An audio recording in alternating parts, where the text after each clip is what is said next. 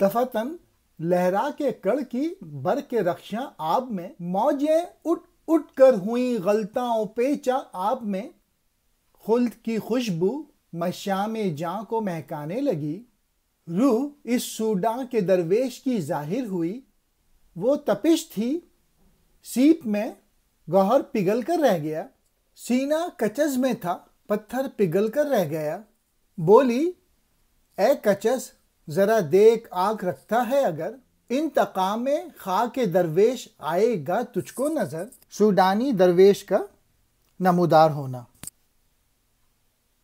علامہ اقبال کو زہرہ میں اب چھوٹا فرعون جو فرعون کی طرح سے بیہیو کرتا تھا، کچس، اب اس کی روح کو دیکھا انہوں نے۔ پانی کے اندر بجلی بے قراری کی حالت میں چمکی، پانی کے اندر موجیں ابھریں اور باہم ٹکرا کر پانی میں مل گئیں۔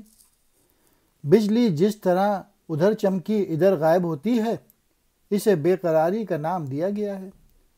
جنت کی جانب سے خوشبو آئی اور اس مصری درویش کی روح ظاہر ہوئی، اس کے سوس سے سیپی میں موتی پگھل کے رہ گیا، کچس کے سینے میں پتھر پگھل گیا، یعنی پتھر جیسا دل، وہ بہت بڑا سنگ دل تھا۔